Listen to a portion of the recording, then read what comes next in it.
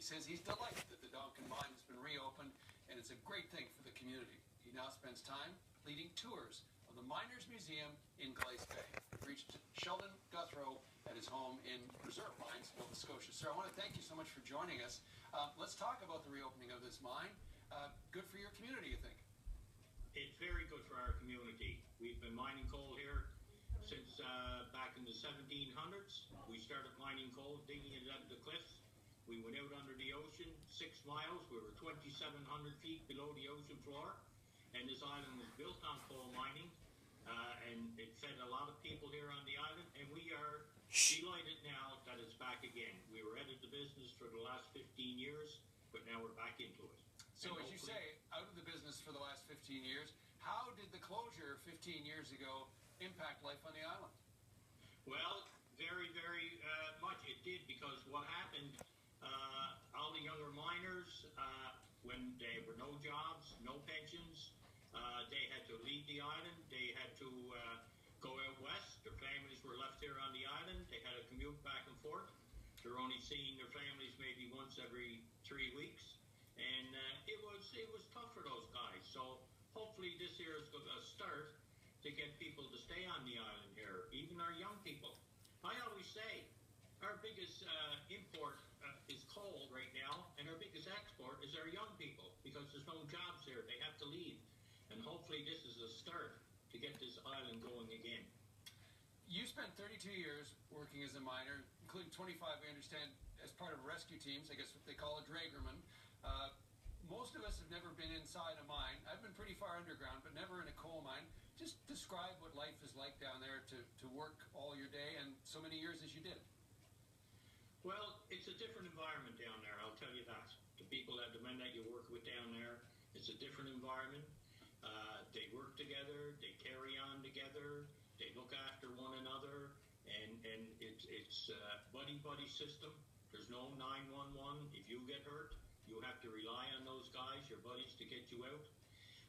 It's a dangerous occupation, yes, but you overcome that, and you continue on, and like I said, it's a different environment to get down there. Everybody is your friend down there. There's no discrimination of anything or anybody. Did you encounter face-to-face over your career? Yes, I did. I was hurt once. I was buried once, and I had to rely on my buddies to get me out. I was underneath a fall of coal and stone, and they had to dig me out, put me on a stretcher. They carried me out over, I guess it was 1.5 miles or 2 miles, put me on a trip, got me out, got me to the surface in record time. I got to the hospital, done an x-ray, and I had 7 broken ribs. But I had to depend on those guys to get me, because I would have been probably still there if nobody had been there with me.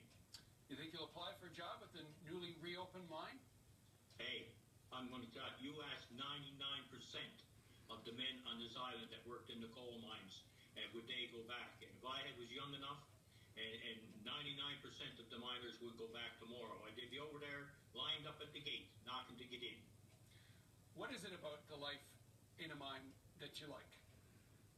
Well, you must have heard the story, it gets in your blood. Well, it does.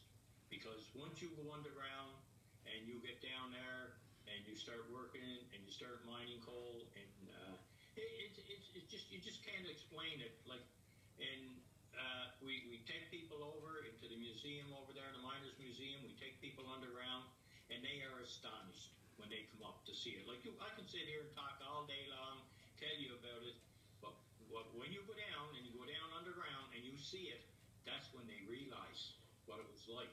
And times were tough here, yes. Times were hard when they first started mining coal here. There was a lot of accidents. I think there was 2,500 men that was killed in the mines. But times were tough, but we had to do it. You had to do it. People say, why did you do it? Why would you go back after getting hurt?